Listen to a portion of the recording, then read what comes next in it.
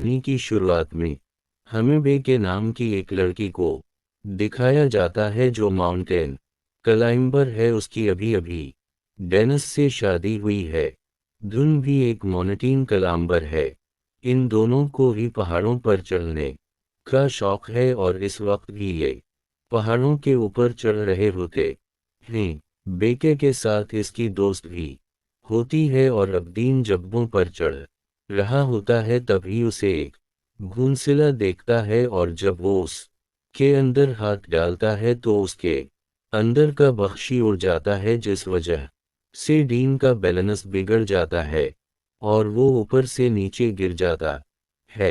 पर वो रुस्ती से बंधा हुआ है, उसीलिए अब वो हवा में लटक गया है। वो ऊपर आ सकता है और ना ही नीचे। ये दोनों के दोनों दान को बचाने की कोशिश करते हैं, लेकिन ये इसकी मदद नहीं कर पाते और तभी इसकी रस्सी का क्लिप निकल जाता है। डैम के ऊपर से गिरने से मरती हो जाती है। इस हादसे के 51 हफ्तों के बाद हमें बेकाए को दिखाया जाता है, जो अब पूरी तरह से शराब में डूब चुकी है क्योंकि वो अपने पति डीन से, जिससे वो बहुत प्यार करती थी, इसे अब भी याद करती है।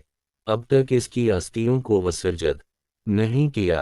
इसकी अस्थियां अब भी इसके पास है, बल्कि की जिंदगी में अब उदासी के अलावा कुछ भी नहीं है। और बेके के पास एक बार फिर से इसकी वही दोस्त आती है जो इस वक्त इसके साथ ही जब डेन ऊपर से नीचे गिरा था। इसकी दोस्त का नाम हंटर होता है। हिंटर बेकी को देखकर बहुत खुश होती है। जब उसे पता चलता है कि बेटी ने अपनी जान लेने की भी कोशिश की, तो वो भी किसी कहती कि हमें दोबारा से क्लाइंबिंग करना चाहिए। और इसके बाद वो अपने मोबाइल पर इसे एक टावर दिखाती है जो कितेवाओ टावर है। ये टावर एक ऐसे भीड़ में होता है जहां पर इंसान बहुत कम जाते हैं और इस टावर की ऊंचाई होती है 2000 फीट। हालांकि बेका इस जगह नहीं जाना चाहती और जब उसकी दोस्त हंटर कहती है कि इस टावर के ऊपर चढ़ने के बाद तुम दीन की रॉक को वहां से उड़ा देना, इससे उसकी आत्मा को शांति मिलेगी, तो बेकी मान जाती है और अभी दोनों के दोनों इस बैर में पहुंच जाते हैं। यहाँ पर ये वीडियोस बना रहे होते हैं, फोटोज खींच रहे होते हैं और हिंटर इन वीडियोस को और फोटोज को अपने इंस्टाग्राम पर अपलोड कर रही होती है। अब ये देखते हैं कि टावर उनके सामने है, जो आसमान की गहराइयों के अंदर जा रहा है, क्योंकि इसकी ऊंचाई बहुत ज्यादा है। आज से पहले इन्होंने कभी भी इतनी ऊंचाई तक चढ़ने की कोशिश नहीं की। इन दोनों को डर तो लग रहा होता है, पर अब ये धीरे धीरे ऊपर चढ़ना शुरू कर देते हैं। बेटी का डर ज्यादा होता है क्योंकि उसे पता है कि ये लोहा जिससे टावर बना है वो बहुत पुराना है। उसकी आवाज इसे लगातार आ रही होती है और धीरे धीरे वो भी हंस्टर के पीछे ऊपर चढ़ रही होती है। और जब ये आधी तौवीर तक पहुंच जाते हैं तो इन्हें एहसास होता है कि यहाँ पर हवाई बहुत तेज है। ये हाइट इतनी होती है जितनी अफील टावर की है, यानी लगभग पूरे 1000 फीट, और ये लगातार ऊपर चढ़ना शुरू कर देते हैं। और जब भी की नीचे देखती है तो उसे डर लगाना शुरू हो जाता है, क्योंकि इसने पिछले 1 साल से क्लाइंबिंग नहीं की। लगातार ऊपर चढ़ते हुए अब ये टॉप तक पहुंचने वाले होते हैं। अभी बे की कली पर पैर रखती हैं और वहां से एक सिकरियो गिर जाता है जिसके बारे में इन्हें पता नहीं चलता। अभी दोनों के दोनों 2000 फीट यानी कि टावर के ऊपर तक पहुंच चुके हैं, जहां से इन्हें दुनिया बहुत अलग दिख रही होती है। इतनी हाइट पर चढ़ने के बाद, एक टारगेट को अचीव करने के बाद अब बेकी को भी अच्छा लग रहा होता है। ये दोनों के दोनों यहाँ पर एंजॉय करते हैं, बहुत सारी फोटोज के लिए करते हैं। साथ ही हंटीर जो ड्रोन कैमरे अपने साथ यहाँ पर लाई होती है। इसे वो अपनी वीडियोस भी बनाती हैं ताकि इंस्टाग्राम पर अपलोड कर सके। ये दोनों के दोनों बहुत खुश हैं।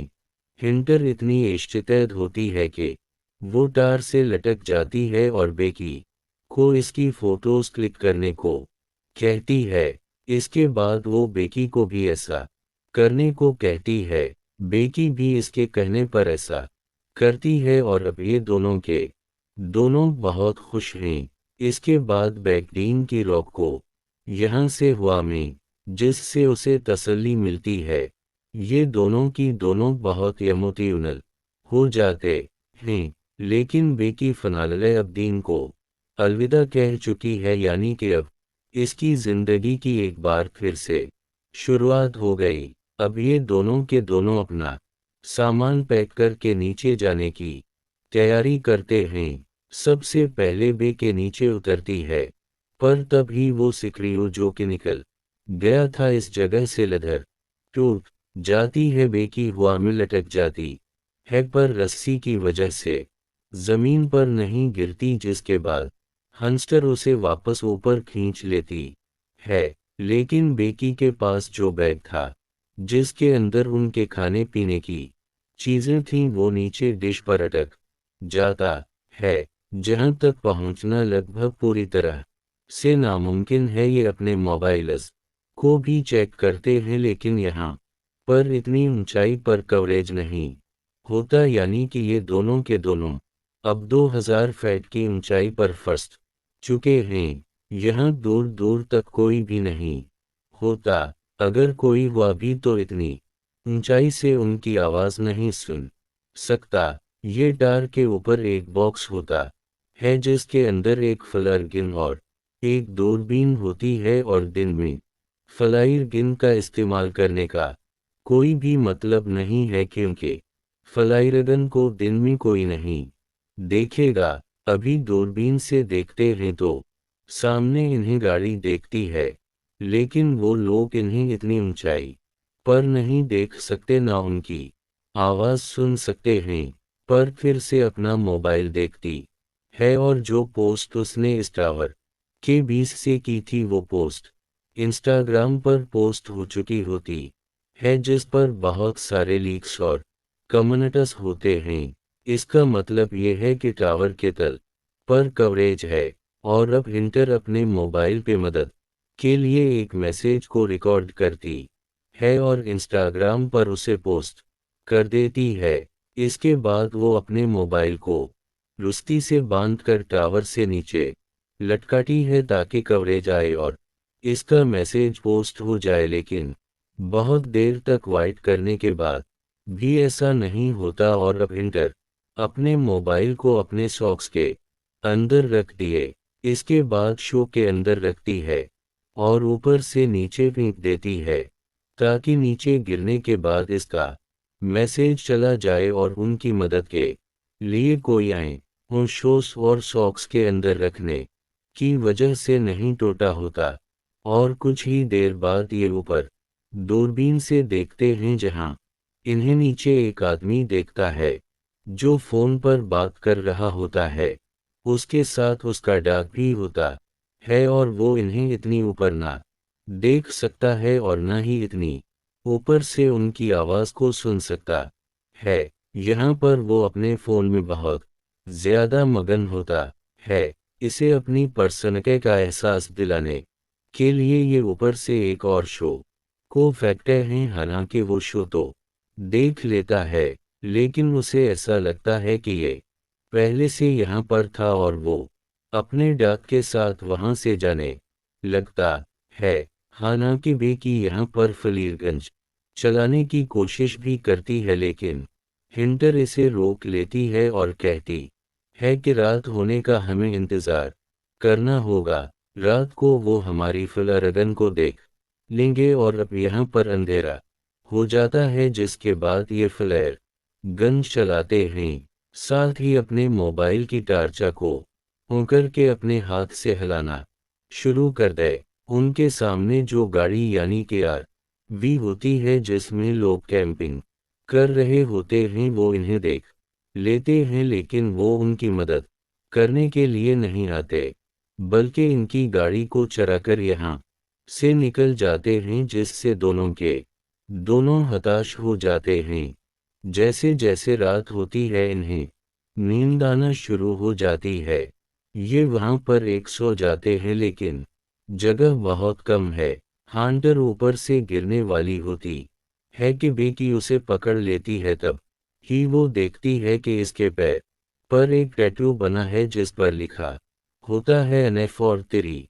ये देखकर बेकी हैरान हो जाती है, क्योंकि इसका हस्बैंड डीन उसे हमेशा कोड वर्ड में अलिफ लॉ यू कहता था, यानी कि एनएफ और तिरी। वो समझ जाती है कि डीन के बीच में और हांडर के बीच में कुछ ना कुछ था, और जब वो विंटर से पूछती है तो वो अकपट कर लेती है।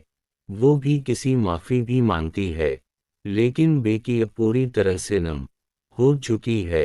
बेकी की नज़र अब भी इस बैग पर होती है, जो बैग नीचे एंटीवना में यानी पर अटका हुआ है। इसके अंदर उनका ड्रोन और खाने पीने की चीजें हैं। किसी भी कीमत पर इन्हें इस बैग को ऊपर लाना होगा, पर वहां पर सड़ियां नहीं होती। उसी लिए इस बैग तक पहुंचना इतना आसान नहीं है, पर हिंटर, जो कि बहुत ही साहसी होती है, वो रुस्ती की मदद से नीचे जाना शुरू करती है। पर उससे पहले कि वो डिश तक पहुंचती, रस्सी खत्म हो जाती है। हंटर जनप लगाकर डिश तक पहुंच जाती है। अब इसके पास बैग है, लेकिन रस्सी इससे दूर होती है। वो सल्फेस्टिक की मदद से बैग और रुस्ती में खटकाती है, और इसके बाद खुद भी जनप मार कर रस्सी को पकड़ लेती है। और रस्सी से ऊपर चढ़ना इतना आसान नहीं है, क्योंकि इसमें बहुत ताकत लगती है और इसके हाथ जख्मी हो रहे होते हैं, जिस वजह से रस्सी से छूट जाती है। वो नीचे गिर जाती है। बेकी जब नीचे देखती है तो वो अब भी रुस्ती से अटकी हुई होती है, और वो उसे रस्सी के साथ ऊपर खींच लेती है, जिस वजह से इसकी जान बच जाती है।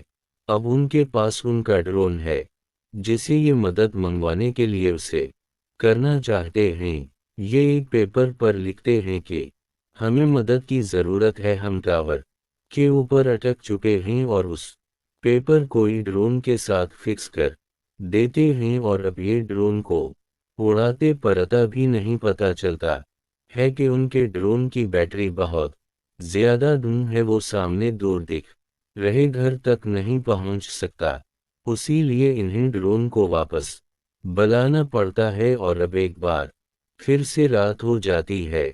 रात को जब बेकिस होती है तो ऊपर देखती है कि टारगेट एक लुगत जल रही है, यानी कि वहां पर करंट है। वो बड़ी मुश्किल से ऊपर चढ़ती है और ड्रोन के चार्जर से उसे चार्ज करना शुरू करती है। जब तक ड्रोन चार्ज नहीं होता, उसे वहीं पर लटकर रहना पड़ता है। ड्रोन जब पूरी तरह से चार्ज हो जाता है तो बेकी नीचे उतर जाती है, जिसके बाद ये ड्रोन पर उसी चिट को लगाते हैं जिस पर इन्होंने लिखा होता है कि इन्हें मदद की ज़रूरत है, और इसे इस घर की तरफ भेज दें जो सामने दिख रहा होता है। और इससे पहले कि वो घर तक पहुंचता, वो एक गाड़ी से टकरा जाता है। से उनकी आखिरी उम्मीद भी टूट जाती है, और अब इन्हें कोई उम्मीद नहीं है कि कोई उनकी मदद के लिए यहाँ पर आएगा। बे की हालत बहुत ज़्यादा ख़राब हो चुकी है। वो विंटर से कहती कि तुम मुझे अपना शो दो। मैं एक बार फिर से मोबाइल पर मैसेज करके अपने डैड को सनद करती हूँ। अगर हम उसे नीचे फेंकेंगे तो हो सकता है कि कवरेज आ जाए और मेरे डैड को हमारा मैसेज मिल जाए। वो हमारी मदद के लिए यहाँ पर आ सकते हैं। लेकिन हिंटर इसे मना कर देती है, और तभी उसे एहसास होता है कि उसके साथ हिंटर है ही नहीं, वो अकेली है। दरअसल जब हिंटर नीचे बैग लेने के लिए गई थी तो सच में ऊपर आते हुए इससे रस्सी छूट गई थी, जिस से इसकी मृत्यु हो गई थी, और अब भी इसकी बॉडी डिश के ऊपर होती है। दरअसल बेकी सिर्फ यहाँ पर हलुकुनाते कर रही होती है और अब इसे सच्चाई का पता चल चुका है कि वो स्टार के ऊपर अकेली है और इसके जीने की उम्मीदें पूरी तरह से ख़त्म हो चुकी हैं। वो मरने से पहले अपने पता के लिए आखिरी मैसेज रिकॉर्ड करती है, लेकिन वो यहाँ से डिलीवर नहीं हो सकता क्योंकि यहाँ पर कवरेज नहीं है। जी वो वहीं पर एक सो जाती है और सुबह जब इसकी नींद खुलती है तो वो देखती है कि वहाँ पर एक वल्चर इसके घाव को खा रहा है। वो इसे पकड़कर मार देती है। इसका मतलब ये है कि अब उसके पास भोजन भी है।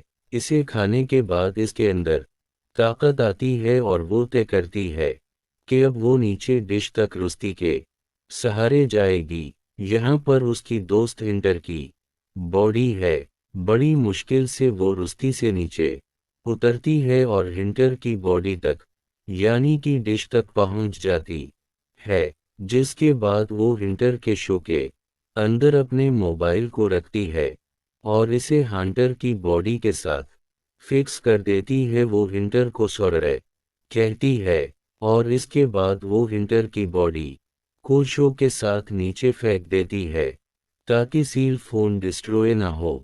दरअसल पिछली बार जब इन्होंने शो के साथ सील फोन को नीचे फेंका था तो वो डिस्टर्ब हो गया था, जिस वजह से उनका मैसेज कभी डिलीवर हुआ ही नहीं। और अब जबकि उसने बॉडी के साथ शो के अंदर मोबाइल को डालकर नीचे फेंका है तो वो पूरी तरह से सुरक्षित रहेगा। दरअसल टार के ऊपर कवरेज न आने का ये भी कारण होता है कि यहाँ पर उसके अपने इतने सिग्नल होते हैं कि वो दूसरे सभी प्रकार के सिग्नल्स को ब्लॉक कर रहा होता है। एक बार फिर से रात हो जाती है और बेकी के फादर यहाँ पर आ जाते हैं। वो देखते हैं कतार के आसपास भीड़ है और वहाँ पर बेकी की डेड बॉडी है जिसे पुलिस ले जा रही है। ये देखकर वो पूरी तरह से टूट जाते हैं क्योंकि वो अपनी बेटी से बहुत प्यार करते हैं। देखते हैं कि पीछे बेकी खड़ी है जो पूरी तरह से ठीक है। इस के साथ डॉक्टर्स भी होते हैं। वो बेकी को अपने गले से लगा लेते हैं।